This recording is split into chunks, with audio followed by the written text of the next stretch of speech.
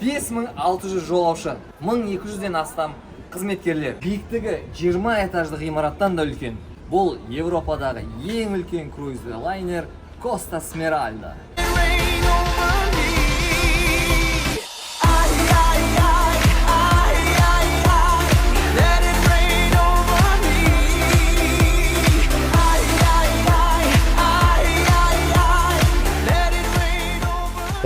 Теңіз, осылай қарап отыра бергім келеді. Баршаңызға ассалаумағалейкум. Сіздерге Европадағы ең үлкен лайнерден қысқаша лайнер шоу. Бұл қысқа лайнер шоуды мен максималды тез және де қысқа қылуға тырысамын. Менімен бірге болыңыздар. Соңында қанша теңге тұрады, қалай бару керек екен туралы сіздерге айтатын боламын. Ал бүгінгі біздің лайнеріміздің аты Коста Эсмералда. Яғни бұл Барселона қаласынан бастап Кальяри, Италияның Геноя, Рим жағалаулары мен Марсельге барып бір кішігірім круг жасайды. Ол осыған барлығына бір аптадай уақыт кетеді. Және де дәл қазір біз жерорта теңізінің тура ортасында жүзіп бара жатырмыз. Бүгін бізде бірінші күн, және де бірінші күнде тек теңіздік күн болып есептеледі. Яғни қазір міне біздің лайнеріміз тура теңіздің ортасына келіп тұрады. Бір күніміз осы лайнердің ішінде өткізетін боламыз. Лайнердегі бөлмелер екі типке бөлінеді, ішкі және сыртқы. Яғни біздің қазір тұрған бөлмеміз с видом на море, былай айтқанда. Өте қараңыздаршы, рахат. Балконымыз, отырасың, қолына кофе аласың, романтика болып, қыр шеті көрмейтін теңізге қарап отырасың.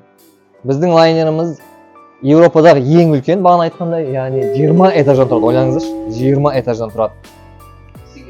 Buongiorno, vi ricordiamo che l'ufficio escursioni My Tour, situato al Ponte 6, vi aspetta in questo momento con i turisti posti per escursioni Cagliari, Roma Cagliari. Mesdames et messieurs, bonjour.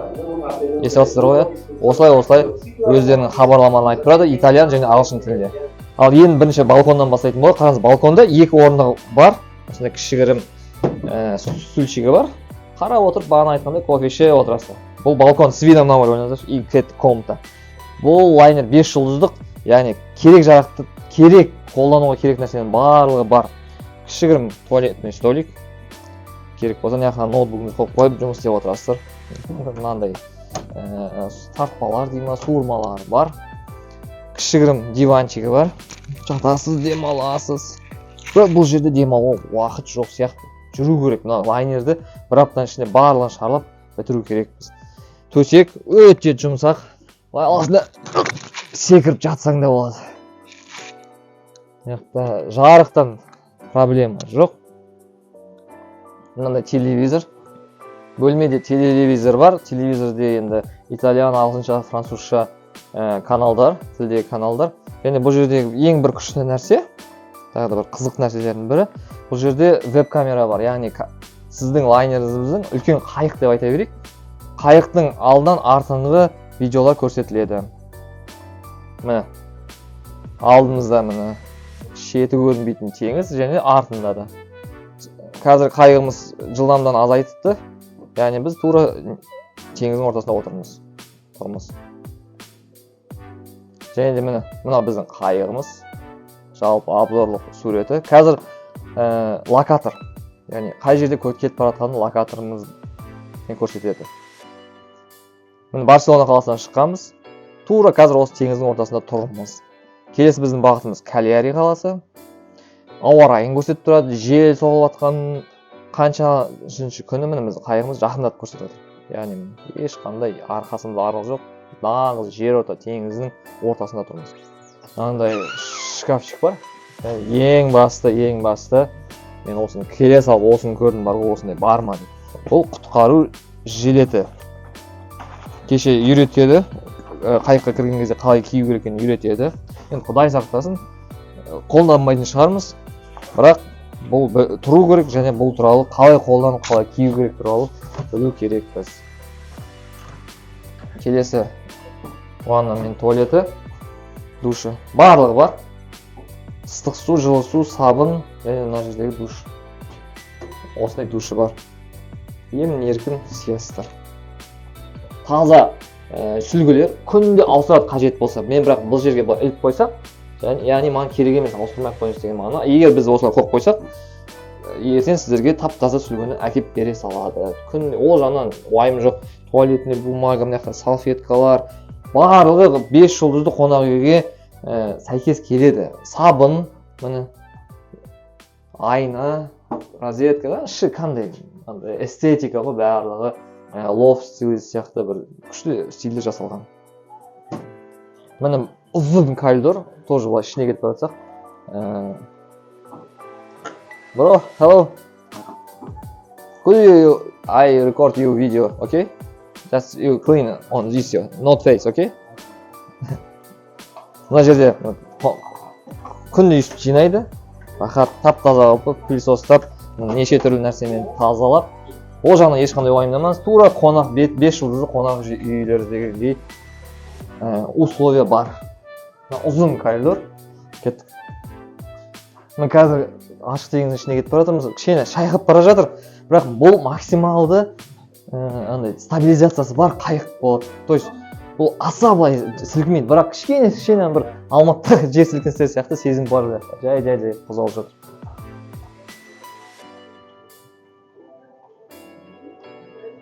Мынау қайықтың ортаңғы палуба жағы.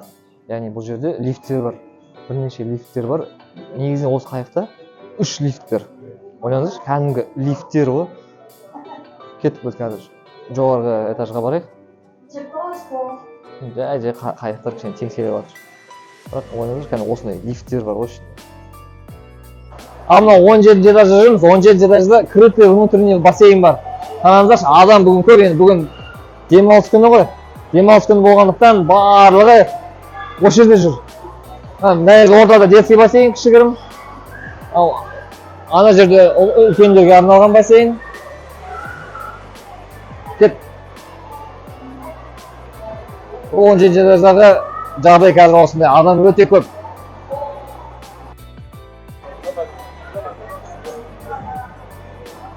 Бағанадан тамақ ішті, әлі тоймай жатыр ма деймін. Түсіріп алсың ба өшіне?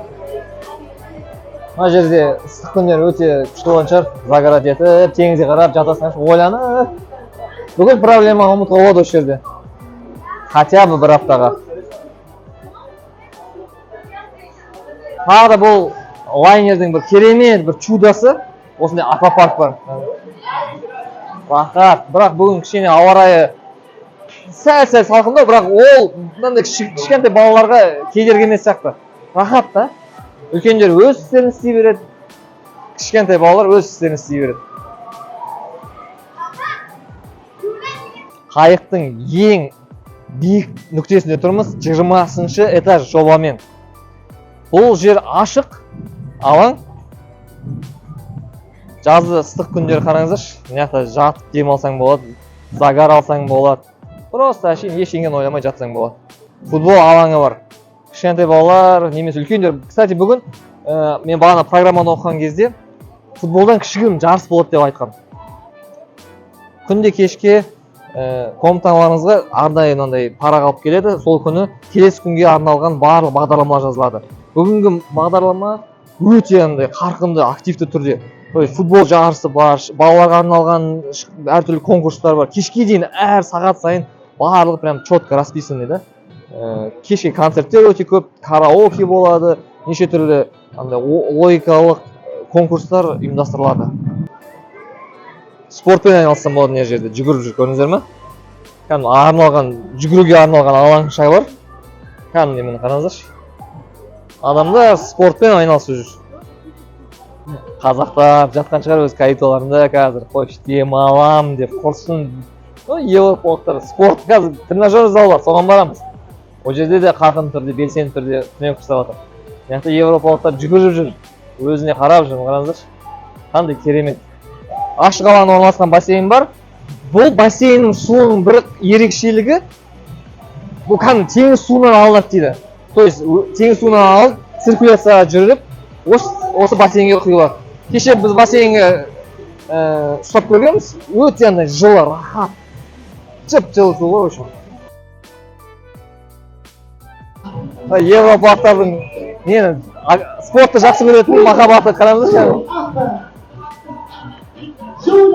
Белсенді акробатика болып жатыр. Өлеңмен, тренерлердің көмегімен белсенді дене қызыру болып жатыр. Өте керемет та, өзінде жасағым келіп кетіп тұр. Қайықты кәдімгідей шайқап жатыр.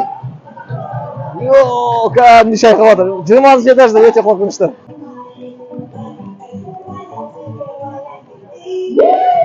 Белсенді демалыс қой, былай айтқанда.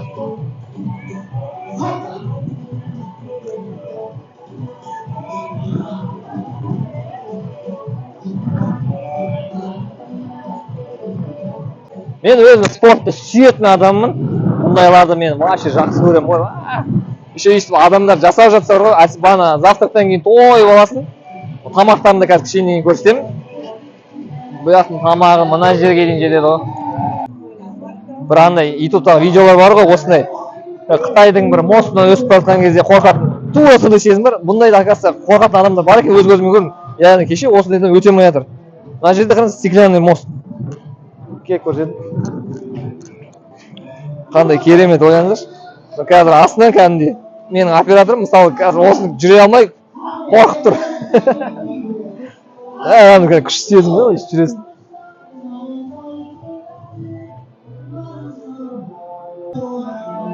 Біздің ата-апаларымызға айтатын манкент, анандай санаторияларды қою керек сияқты ғой. Міне еуропалықтардың ата-апалары қандай круизде жүр ғой, круиздің кішігірім санаторий деп айтсаң болады, өте керемет қой. Манкенттерге ешқандай шыққан нем жоқ, андай қарсылығым жоқ, но тек соған жыл сайын бара бермеу керек та.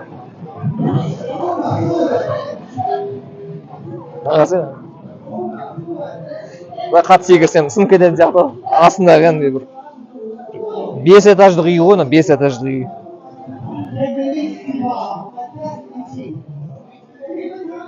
Елдер кәдімгідей қорқып отыр, мынадан жүруге бар ғой, айналы. Білемін, несі қорқынышты екен, кәдімгідей не ғой? Құламайтын, біліп тұрсың ғой, құламайтын.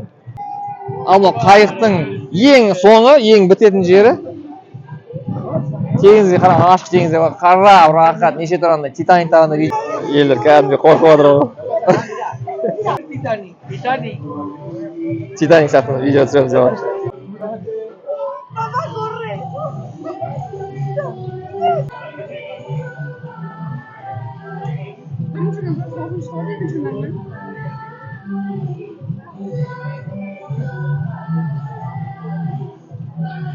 Алла тағала. Просто бағаны өмірдің несін максимально сезінгендей сезім болады. Осындай қайыққа келгенде қараңызшы. Бүкіл құдіреттілікті Алла тағаланың жаратқанының, осындай адамның миының барлық максималдың жағын сөзбен айтып ғой, мен қазір шатасып жатырмын ғой, өйткені бүкіл эмоцияны жеткізе алмаймын бар ғой. Қараңызшы. Мынандай алып қайықты соғу үшін не деген ми керек бар ғой.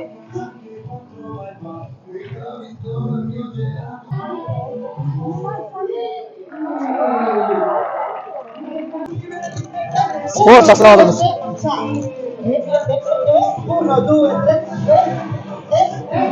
Кәдімгідей күшті упражнение бар. Жаттығулар.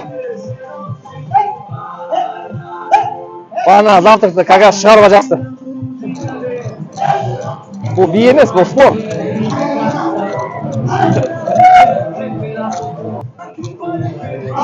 Кәдімгі келіп кеттім бар ғой.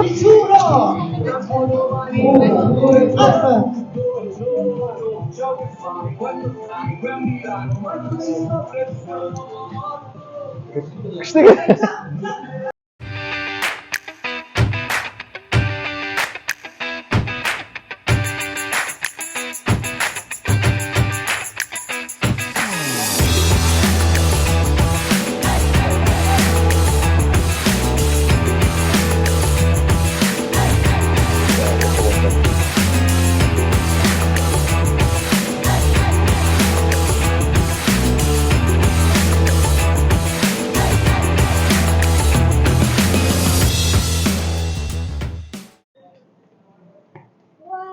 Бұл лайнерде бір нәрсе мен точно білем, қарныңыз ашпайды. Өйткені основной асханадан басқа осындай кішігірім кафешкалар, кішігірім тамақ жейтін жерлер өте көп кәдімгідей ғой. Бірақ бізге бұны қолдану білмеймін, мен өз басым әлі қолданған жоқпын, өйткені основной асханадағы, басты асханадағы тамақты тойып аласың, жетеді, былай жетеді.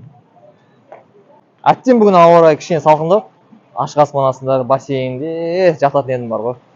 Қайықтың тура алдында отырмыз, андай кішкентай гамактар да бар. Айдың бүкіл жағдай жасалған, жатасың, демаласың, ұйықтайсың. Аяқта барлығы ұйықтап отыр осылай. Міне, мынау қайықтың бас жағы. Енді осылай соңына дейін, ар жағына дейін жалғасады. Теңізге қарап отыра бересіздер. Тағы да кішігірім менің кеңесім, егер де сіз андай шайқалуға кішкене басыңыз айналатын болса, жоғарғы этаждан алмай қойыңыздар, төмен жақтан ала беріңіздер. Өйткені жоғарғы болған сайын қатты шайқалып отыр. Самое последнее, я не понимаю, какое. Ішкі каюта осындай болады, ешқандай терезесі жоқ.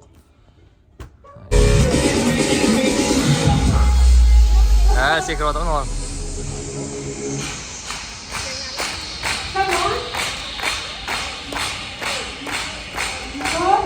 Жасайсың ба?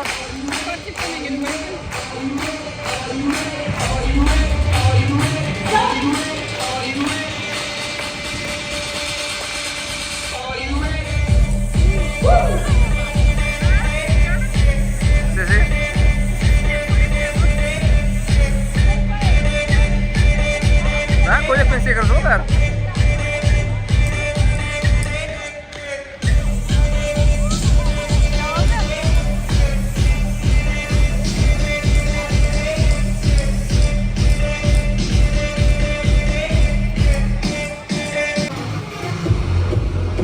Любой жерде ғой, любой жерде.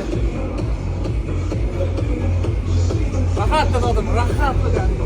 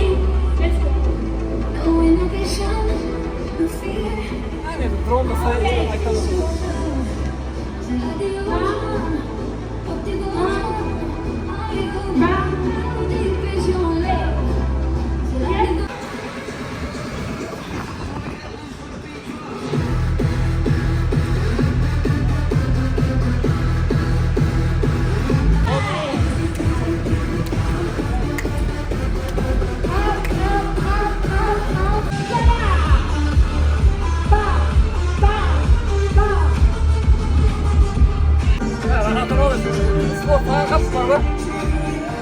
Ver ay oralardan. Sport sağın kapısı var bak.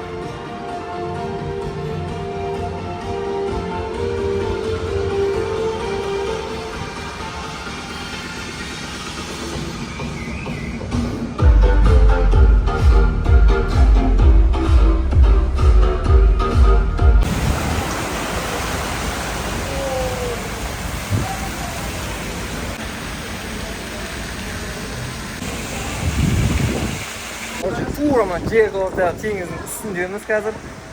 Тура мына қайықтың ең үстіндеміз. Кішкене дала салқындау енді 15 градус қой. Бірақ соның өзінде осындай неге аквапаркқа түспесем ол өткен екен қателік болады деп түсіп жатырмын по-любому. Мысалы қараңыздар қасымыздағы адам мысалы курткамен тұр да. Біз болсақ көрейік деп жатырмық та по-любому. Өйткені қашан лайнердің үстінде, еще жерорта теңіздің үстінде біз қашан түсеміз? Say hi. Say hello, okay? Okay.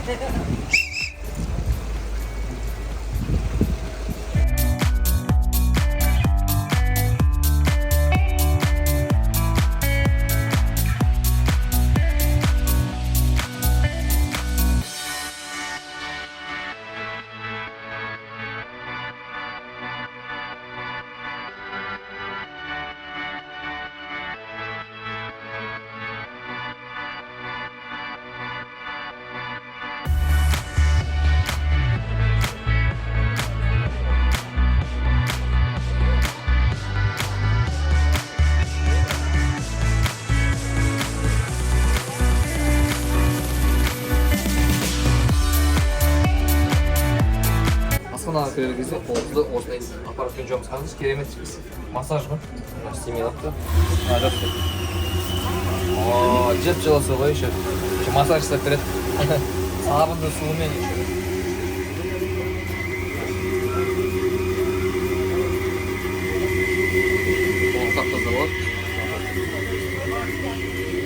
Міне қысқасы завтрак осындай. Барлығы бар, енді барлығын алып үлгермейсің. Адам өте көп. Теңізге қарап отырып далаға шықсаң да болады. Бүгін бірақ салқындау. Кішкене далаға шықпай, осы үй сырт іште ғана осылай тамақ жеуді жөн көрдік.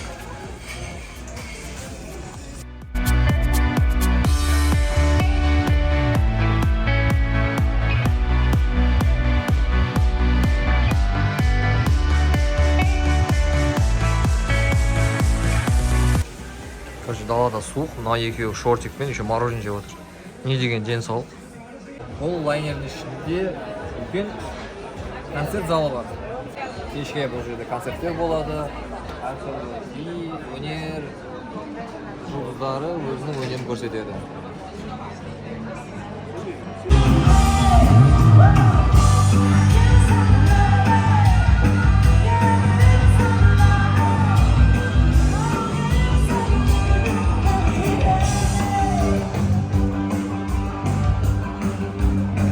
Ал енді осы лайнерде маған ең ұнайтын жерлердің бірі ол жаттығу залы. Жаттығу залына келдім. Сіздерді осы жерде қысқаша көрсетіп берейін. Бірден көрсетіп ұнайтын жері, қараңыздар, өте көп көңіл бөлген. Анда антисептик болып қойған. Таза сүлгілер. То есть өзіңіздің мынандай жаттығу жасайтын алдында сүртіп жаттығу жасай бересіз. Жаттығу залында тұрған ол техноджим. Егер сіз білмесеңіз, техноджим не екен, ол телефон әлемдегі iPhone сияқты, Mercedes сияқты, ол фитнес саласындағы ең мықты тренажерлардың бірі. Мен ойлағам, адам бүгін вообще болмайтын шығар бұл жерде деп. Сөйтсем, жоқ, елде спорт жақсы көреді.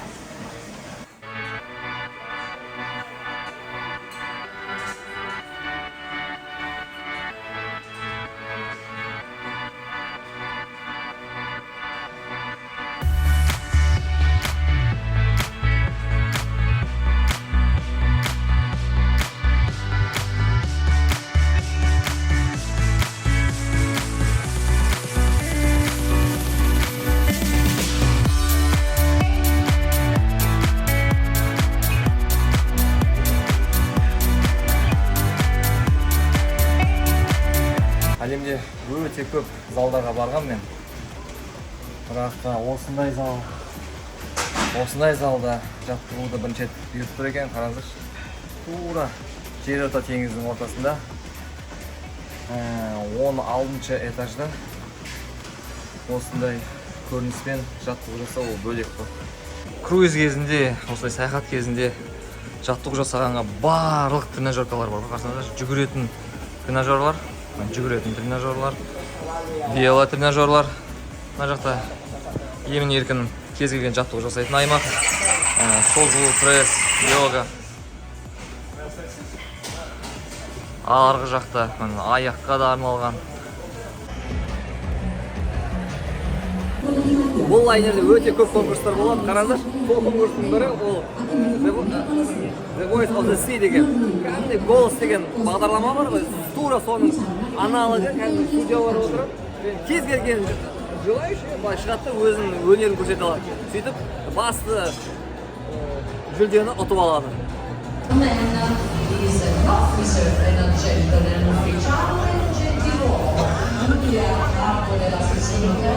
Сіздер сенесіздер ме, бұл лайнердің ішіндегі концерт залғы, бұл жоқ, басқа жерде бір Италияның концерт залдарында емес, бұл чисто лайнердің ішіндегі концерт зал.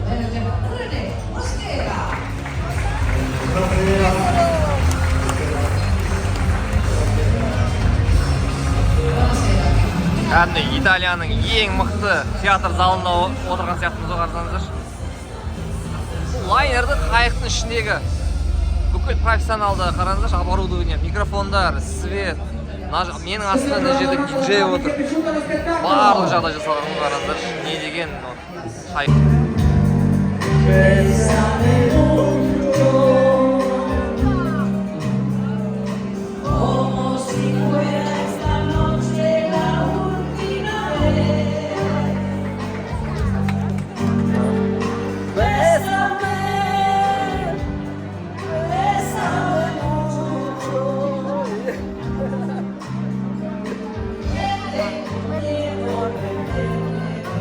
Yani adamlar barıp öyle ayta beredi.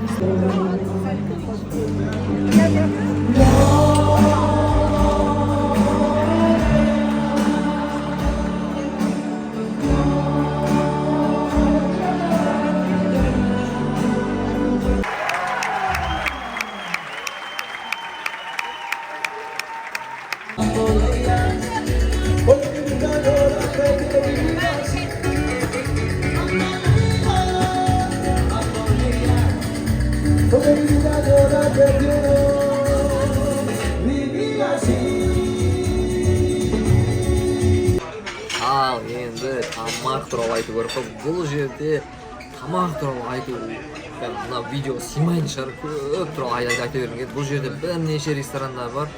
Hozirgi restoran bizda o'tirgan. Bu yerda shvedskiy stol prinsipi bo'yicha жұмыс істейді. Ya'ni o'zingiz borasiz, ko'rsatasiz, tanglaysiz, aytib ola berasiz.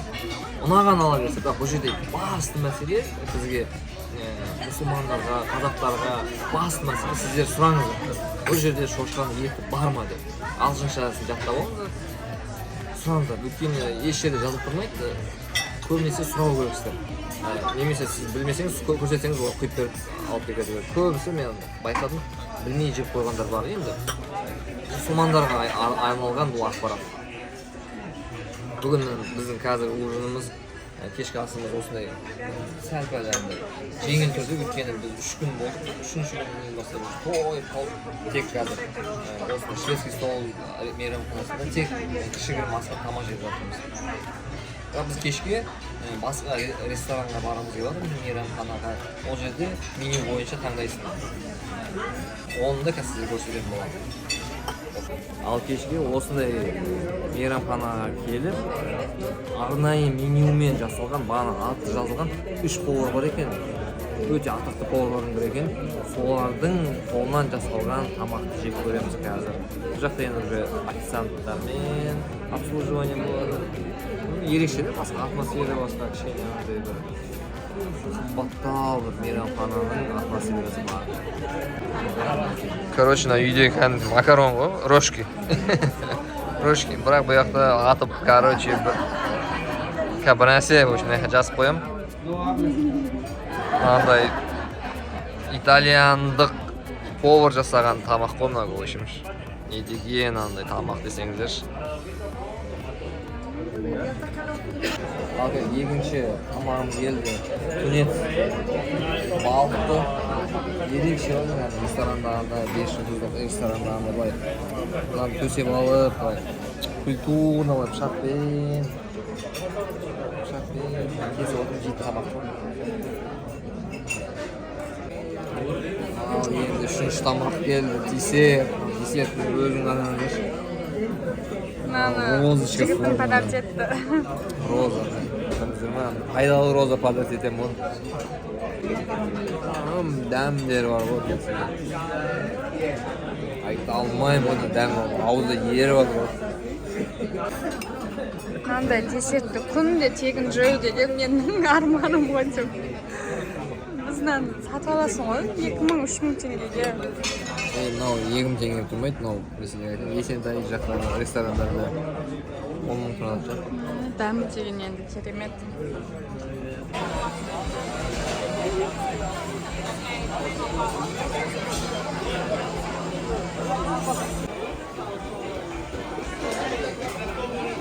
Тіпті бұл лайнердің ішінде музей бар ғой, кішігірім музей бар. Кішігірім экспонаттар тұр. Қараңыз, мына жерде велосипедтер, қандай велосипедпен қай жылғы шыққан, 2015 жылы дейді, өзі жасалған. 1964 жылғы велосипед, ойлаңыздаршы. 64 жыл бар. Түрі де ұқсап тұр. Қандай керемет.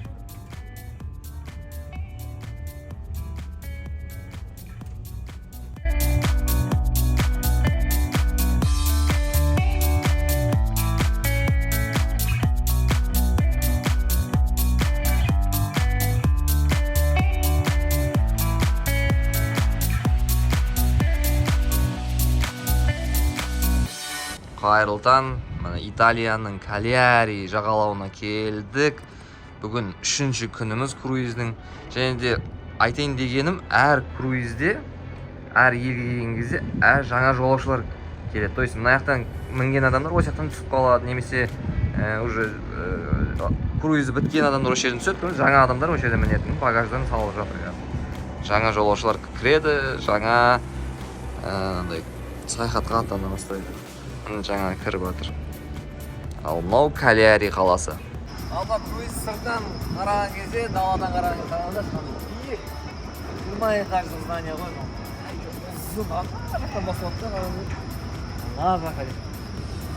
Иә, бұл үй емес, бұл тұрған ғимарат емес, бұл ойлаңдаршы, қайық қандай 20 этаждан тұрады. Мен примерно адам. Мен автобус мысалы қараңызшы қандай. Автобустың өзі кішкентай. Кәдімгі жүзетін үлкен қайық. Не деген алып адамның жасағаны қандай қараңызшы. Енді әрине Аллахтың қалауымен Шура сүресінде 38 аятта осы қайықтар туралы айтылған. Алып үлкен ішінде демалуға арналған барлық жағдай жасалған үлкен лайнер, круиз, қайық. Бұл үлкен инженерлік еңбек, үлкен инженерлік чудо ғой, қараңыздар. 20 этаждан тұрады. Адамның миы бар ғой.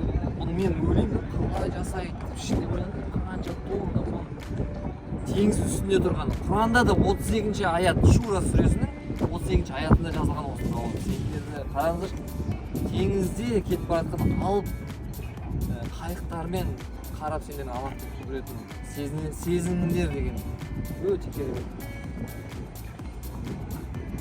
Видео жеткізе алмайтын шығар барлығы қандай үлкен деген, бірақ үлкен. Сол уақытқа самолеттарды қалай жасайды деп таңғалатын бар ғой. Мына қайықтарды қалай жасайды? Адамның қолмен жасамайтын мүмкін емес нәрселер көп сияқты бар ғой, техника жағынан. Мен шокер ғой, сөзбен жеткізе алмайсам, қандай алып, қандай үлкен. Қалай ми жетпейді, ми жетпейді. Алланың құдіреті шексіз ғой. Алланың қалауымен адамдар осындай керемет нәрсе жасап жатыр ғой. Мынау ресторандағы екінші тамақ. Мынау скаттың етінен жасалған, балық етінен жасалған тамақ. Мынау итальяндық тамақ екен. Картошка және де сырдан жасалған.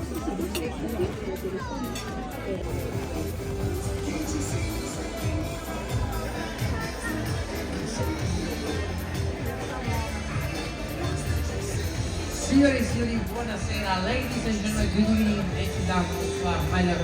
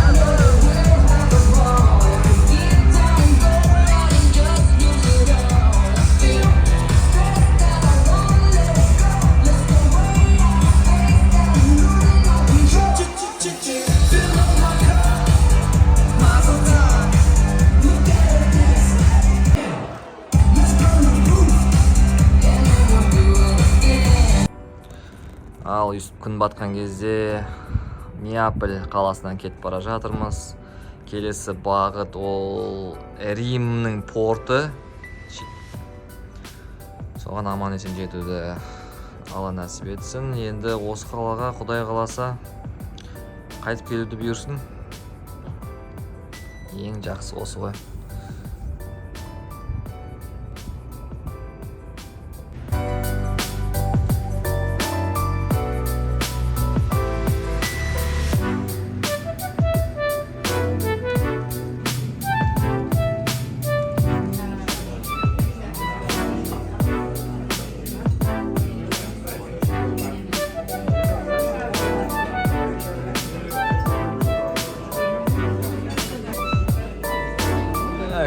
Күнде бір тамақтар, түсініксіз тамақтар. Аттарын білмейсің бар о даже. Короче, главное, no pork, no алкоголь дейміз болды. Ал енді десерт келді.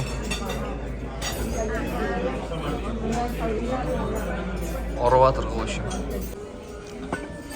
Бүгін шведский столдан осындай тамақ, мысалы суп, грибной суп, мынандай салат, балық, қауын, тәттілер және де мидия арқылы, мидиямен жасалған балық супы, бірақ мидия өкінішке орай халал емес екен, адал емес екен. Ал достар, біз кезекті қалаға келіп тоқтадық. Бұл Генуя қаласы, Италияның үлкен порттық қалаларының бірі. Осы қаланың жағалауында отырып, сіздерге қысқаша борттағы, лайнердегі қызықты болатын оқиғалар туралы айтып беремін. Күнде кешке сіздің номеріңіздің есігіне осындай қағаз қыстырып кетеді. Бұл қысқаша гид деп аталсақ болады. Яғни келесі баратқан порт туралы ақпарат кішігірім, қаншада келеді, қаншада кетеді, және де осы бір күнге арналған қызықты оқиғалардың, қызықты ивенттердің уақытысы және де қай жерде болатыны туралы жазылған. Мысалы, қараңыз, азанда таңғы белсенділік болады екен. Яғни қысқаша қыдыру, спорт бірге жасайды, бірге стретчинг курс бар екен, сосын спа турмен таныстыру бар екен, тегін. Біз алдында спа турға бардық, қысқаша спа тур жасайды, яғни ішінде бұл лайнердің ішінде сауна бар, джакузи бар, хамам бар, сосын кәдімгідей қар бар ғой, шын қардан арналған бір бөлек комната бар. Сноу кабинет деп жазып қойған. Яғни ішіндегі шын қар, саунадан шығып, қардың сол бөлмесіне кіріп, бір кәдімгідей сергіп алсаңыздар болады. Өте керемет. Сол турмен танысса, және 5 минуттық бір тегін массаж жасап береді. Біз иық жақты таңдадық, иыққа күштілеп массаж жасап берді. Жұмыс істейтінде сол Таиландта, Бали тұрғындары бар екен. Сол сияқты әртүрлі конкурстар ұйымдастырылады. Әртүрлі конкурстар бар. Мысалы, мынау күні quiz time видео, яғни видео жасаудан деп айтамыз. Қазіргі салада енді видео жасау өте қарқынды дамып жатыр барлық жақтан. Видео жасау конкурсы бар екен. Неше түрлі ойындар, бұның барлығы еще азанғы уақытта айтады, азанғы уақытта ғана. 10:30-да сол видео жасау конкурсы бар екен, 11:30-да ойын және челлендж жасау екен, неше түрлі. Кішкентай балалар, бұл жақта айтайын, бұл жақта кішкентай балаларға прям кеше алдында бір қонақтармен танысып жатырмыз. Ол айтады, баламыз осы круизге кіргеннен кейін, біз шыққаннан кейін бірақ көреміз дейді. Немесе түнде қонуға ұйықтауға келеді, төсекте. Қайтып кетіп қалады. Яғни балалардың белсенді уақыт өткізуіне бүкіл жағдай жасалған.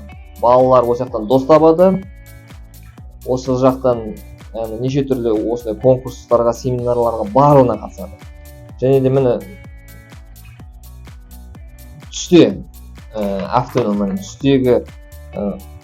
түстегі жағдай мынандай, сағат 16:00-да мысалы пенальти тебуден футбол сүйер қауымға өте керемет. Үстінде бағана поле бар.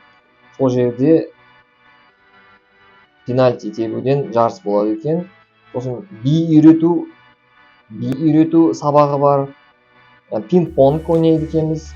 Сосын неше түрлі андай ішімдіктер жақсы көретіндерге, енді виноның дәмін көру, йога бар екен. Кешкі уақытқа жақын уақытта кардиобоксинг деген бар екен. Яғни фитнес пен кардио жаттығуларын қосып, бір белсенділік бар екен. Activity for adults. Үлкендерге арналған белсенділік. Кешкі бағдарламада бинго ойнайды, бұяқта бинго, казино да бар ішінде. Кешкі уақыт, бұл бір күндік ғана айтып отырмын. Негізі әр күнде әртүрлі бағдарламаны айтып отыр. Кешке өте көп концерт болады. Круизде 2-3 концерттік зал бар, театр бар, кішкентай бар, концертімен жаз болады, ол жақта неше түрлі итальяндық кеш болады, испандық кеш болады. және де үлкен концерттік зал бар, ол жақта неше түрлі үлкен конкурстар ұйымдастырылады. Алдында бұл жерде кәдімгі теңіз voice бар ғой, то есть теңіз дауысы деген конкурс ұйымдастырылды. Шын мен жюрилер отырады, бар ғой, голос деген бағдарлама, сол сияқты андай 3 жюри отырады. Ұнатқан әншісіне кнопкасын басып аударылады, білесіздер ғой. Вот сондай конкурс ұйымдастырылды. Оған да кез келген осы лайнердің туристері қатысса болады. Бір айта кететін бір қызықты жай, күнде кешке дресс-код болады. Мысалы, мынау бағдарлама бойынша бүгінгі кешкі дресс-код қызыл немесе қара киімді киім кию керек. Алдыңғы күні бүкіл қонақтар, лайнердің қонақтары аппақ киім киіп шықты. Және де бұл да бір өзінің бір қызықты бір изюминкасы. Ойлаңызшы, көп қонақтар 80-90% аппақ киіп жүреді. Ерекше көрінеді. Сосын бұл жақтағы алу туралы турлар, қандай турлар бар. Мысалы, мынау қала Неаполь қаласына барар кезде берілген кішігірім парақша. Осы қандай турлар бар, қай жаққа бару керектен туралы жазылған. Және де маңызды ақпараттар. Бұл парақта тағы да жұмыс істеу график жазылған. Ресторандардың, қонақ үйлердің, спа, тренажерный залдардың қаншадан қаншаға істейтін барлық ақпарат жазылған.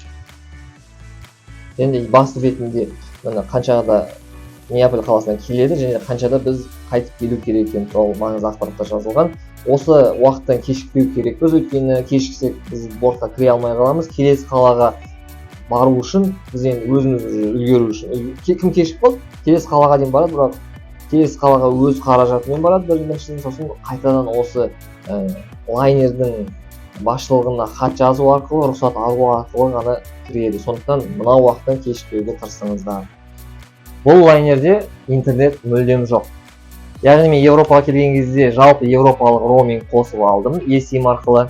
Ол туралы да білмесеңіз, комментарий жазып беріңіз, сізге қосымша ақпарат айтуға тырысамын. Ал жалпы теңізге жүрген кезде бұл жерде мүлдем интернет сатылмайды.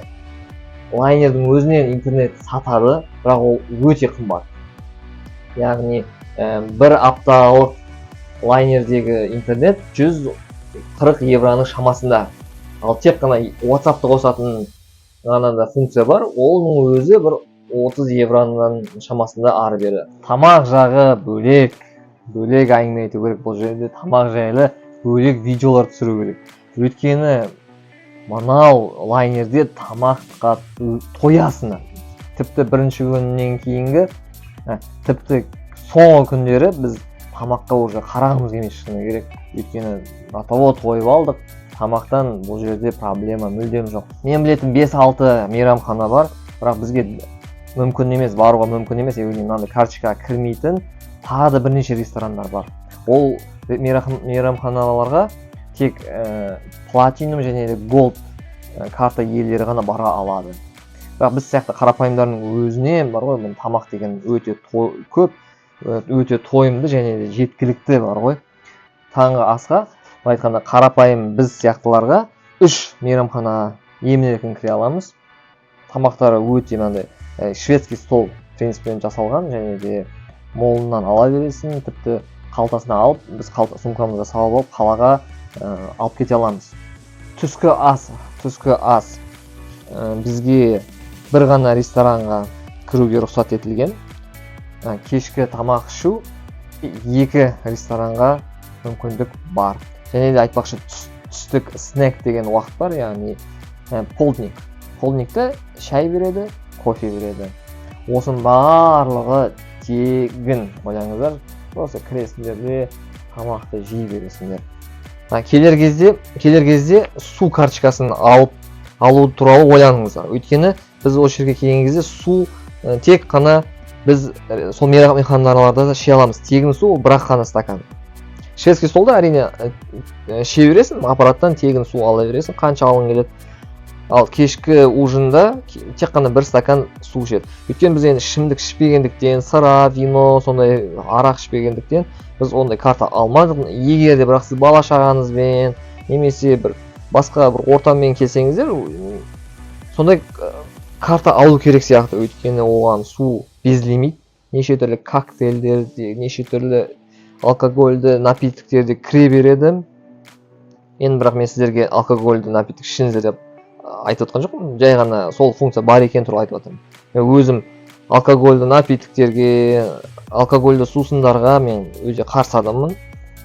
Сондықтан келер алдында сол туралы нақтылап алыңыздар.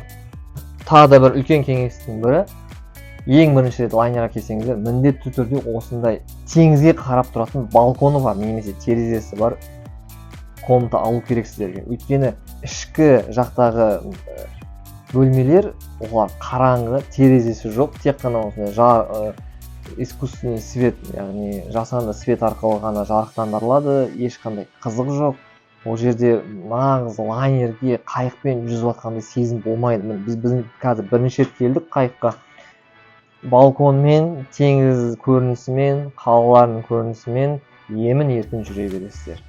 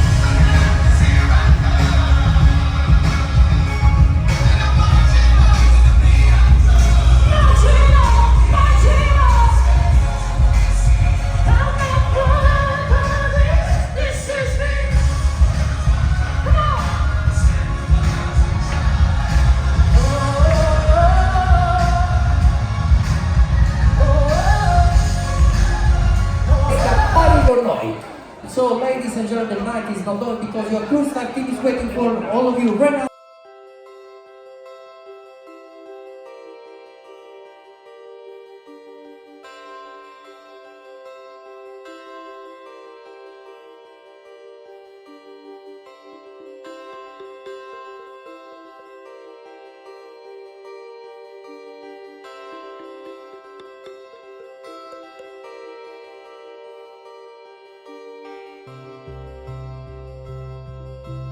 Kешкі ас ішуге келдік.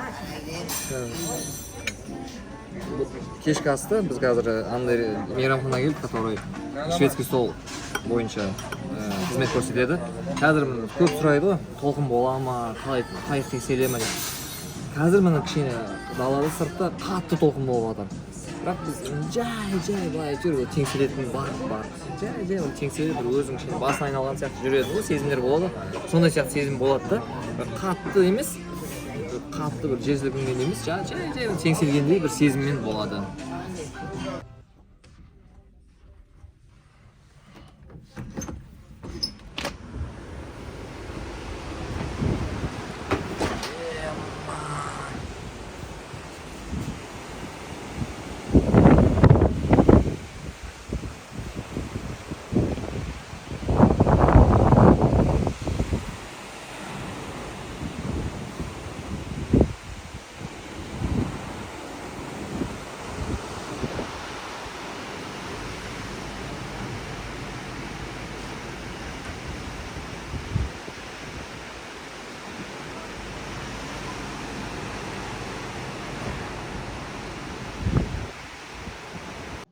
Сіздердің броньдаған сомаларыңызға мынандай нәрселер кірмеуі мүмкін. Сондықтан алдын ала нақтылап алғаныңыз дұрыс боларды.